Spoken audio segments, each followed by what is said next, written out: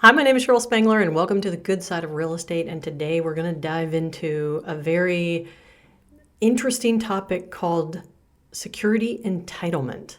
Security entitlement is basically a concept that replaced the ability for you to actually own any asset or your property.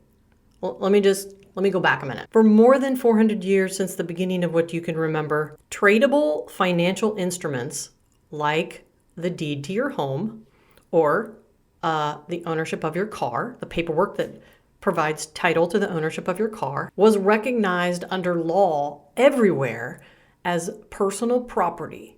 That's probably why it was called security. It gave you the security that you owned the property. And I don't know if people realize right now, but this is no longer the case. There are now no property rights to securities held in any book entry form, which is some illegal form, in any jurisdiction globally. It's a contractual claim assuring that if an account provider becomes insolvent, they can claim the property that you thought you owned outright.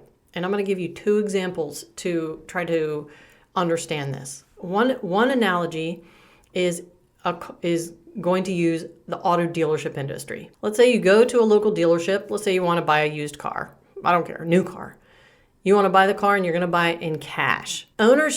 Your ownership expectation is that you're going to buy this car in cash and that you're going to own the car and you're going to own the title and you're going to get this title in physical paper form. It's going to be registered with the county and no one can take this car away from you because you own it. But really, the dealership owns it even if you paid cash, meaning that someone else secretly controls it as collateral. And that someone else, they have the power to take it immediately. Now, in this example, we're talking about your car. Even though you paid cash from the dealership, drove away, no longer theirs, they have the power to take it immediately and without judicial review, okay? Without any court, without anyone approving, they have the right to take it in the event of insolvency. Not your insolvency, but the insolvency of the people who secretly gave them your property as collateral. Okay, meaning you drive in, you buy a used car, new car, in cash, you drive away, you get the paper title in the mail. That used car dealership had to purchase that car using a bigger finance company. In this example, the bigger finance company, let's say, is Ally Financial. If you're not aware of the top 7 auto lenders, big auto lenders, these are the lenders that lend money to dealerships who then buy cars, who then sell cars to you. Top 7 auto lenders in the world right now: Chase number 1, Ally Financial number 2, Capital One Financial number 3, then Wells Fargo, GM Financial, Santander Consumer, and then Ford Credit. Those are technically at this time, probably they're changing. That's between 2019 and 21.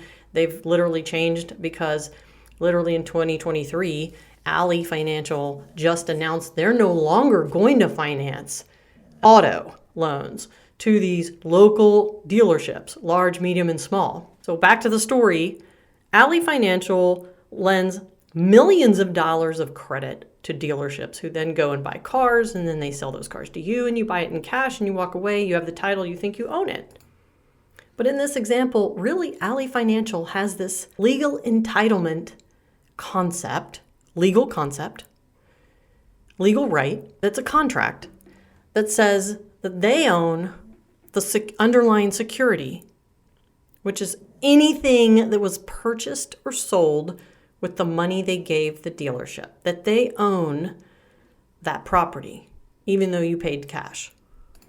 And if that higher level, Ally Financial in this example, goes insolvent and goes bankrupt, they will take all of the assets, i.e. securities, the underlying assets, that money that they lent out, purchased. So your car sold to you by the dealership, but secretly owned by the finance company that allowed that dealership to purchase it. In this example, Alley Financial. I'm not calling this company out. I'm just using them as an example because they just happened to announce that they're no longer doing auto loans because they're probably going insolvent shortly. Now, this especially applies in this example to a car that you're financing. Now, I'm not talking about your car. Don't worry, no one's taking your car, although that is an asset that could be easily swiped out.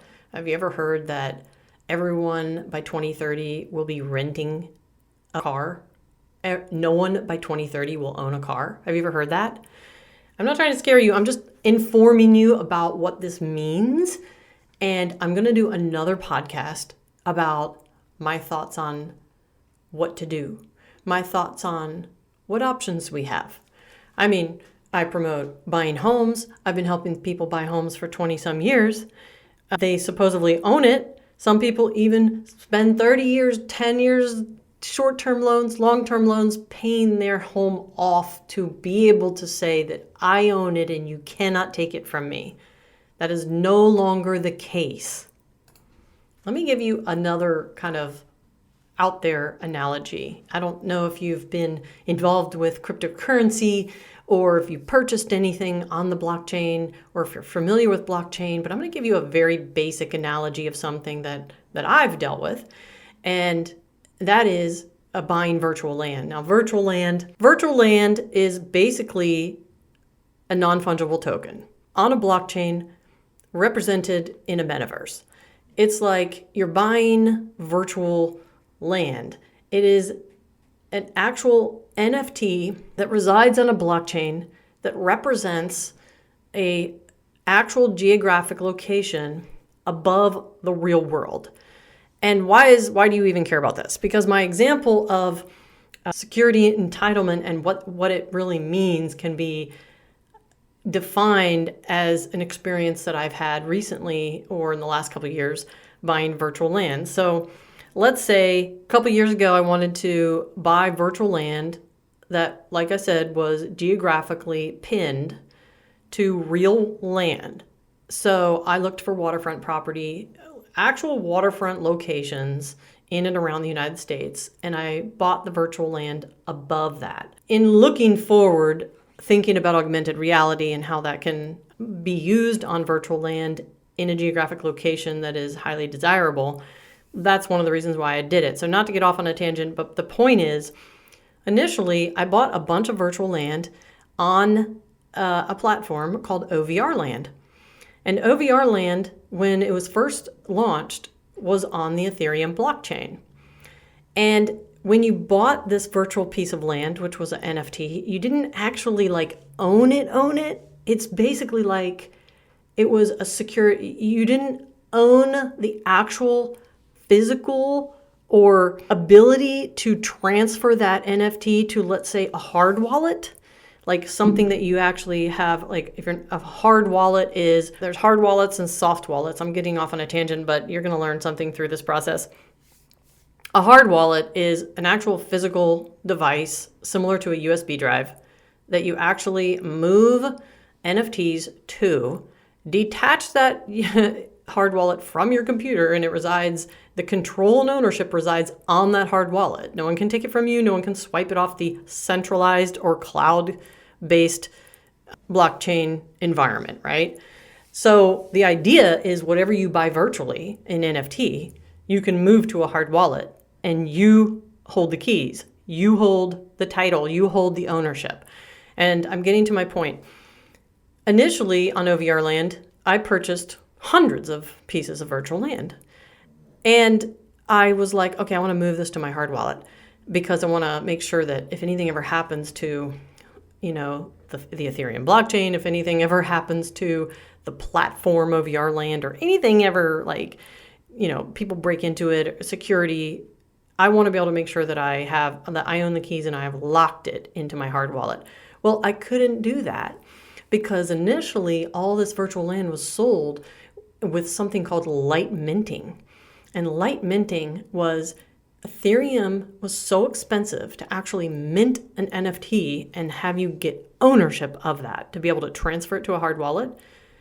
And so they created something called light minting. And I equate light minting to security entitlement, because light minting was, I bought it through the platform of OVR land. It said it was mine in my wallet, but it was light minted on Ethereum, meaning I had the rights to this piece of land, but I didn't actually own it, even though I paid in full. I didn't actually own it because it was too expensive at that time to fully mint it on the Ethereum blockchain. It was hundreds or thousands of dollars, depending on what time of day. So they created something called light minting, which I consider that a security entitlement. The actual owner of that is whoever gave the OVR platform, whoever funded the OVR platform and allowed them to create the virtual land and sell it to me, still technically own that until I could truly mint it and then claim full ownership. And we weren't able to do that. Any of us, hundreds of thousands of pieces of virtual land, we weren't able to do that because, like I said, it was too expensive at the time. And the gas fees and the cost of minting it fully on the Ethereum blockchain was just not possible. And so over time, within a year or so, OVR land actually migrated all of their virtual land that was light minted on Ethereum, which gave you the illusion of ownership, but not full ownership, right? Who really owned it? Did OVR land own it? No. The people above beyond who invested, who gave the OVR land platform the money to make the virtual land, had this contract that truly they really owned it, because you didn't have full ownership, because at any point it could disappear. It could be taken from me.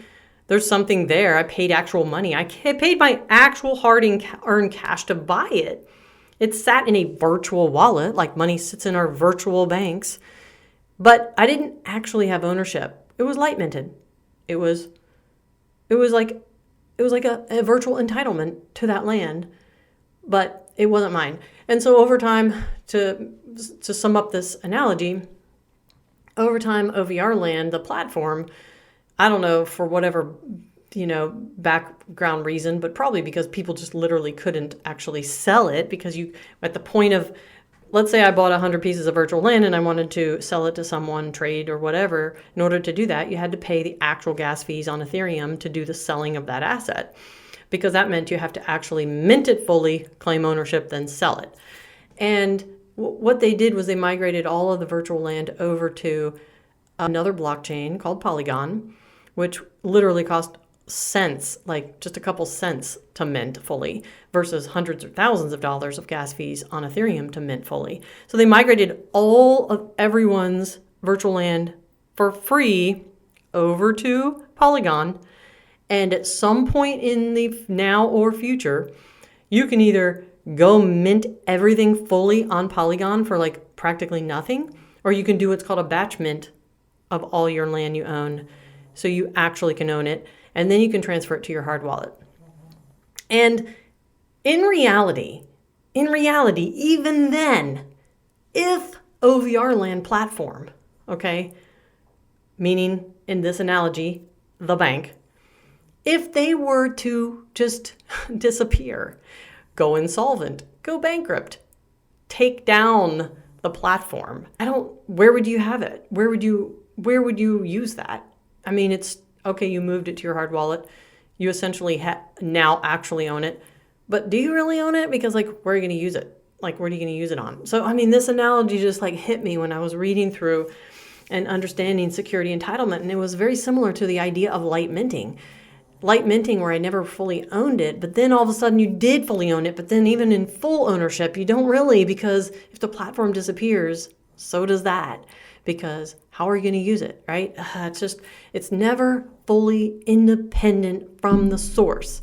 And so this is what's actually happening and has happened to property rights and property ownership. You think you own the rights to your property, the security that you purchased and have title to. So why would the higher government entities, central banks, Federal Reserve, and all that, why would they change from giving you full ownership to making it law that no one actually does own and that they have this security entitlement? They have the right to claim, if they go insolvent, any underlying asset. The reason is because the banks, in this case, needed to be able to provide more collateral in order to borrow more money. And so eventually it just started like this hand reaching into things that people owned, even people who owned them outright. Everything that was ever bought and ever owned, even though you have title, started like melting into this pool of collateral the banks would use to then get more money, which is all great until the bank goes bankrupt. And then the account provider, i.e. the people who gave the banks money, the bank goes in default, and the contractual claim to take any asset that bank uses as collateral, which means even the places that you purchased in cash, stand in line to receive their assets back. They take back their assets. If the banks go bank, the people above the bank, the organizations, the governments, the market movers, the people that sometimes can't even be defined because it's like the money, like the government, they take back the assets. I hope that how I explained security entitlement is not confusing to you. There is a thing called segregated securities, which is basically where sophisticated investors, affluent, high net worth, ultra high net worth individuals, they assume that they're protected because they think that segregated securities are not in the big pool of assets. Unsegregated and segregated securities are all held in the same pool. So what do we do? Well, that is for our next podcast. And this is not meant as a scare tactic. This is not a fear mongering. This is information. If I don't share this information, if you don't hear this information, you will be just naively blown away and wondering why in the heck things are happening the way they're happening, how they're laid out to happen. Thanks for listening, and I will see you guys in the next podcast or on my YouTube channel. Connect with me, subscribe, and say hi. The world's a playground. I'm in the clouds. Let me show you what it's all about. Check it out.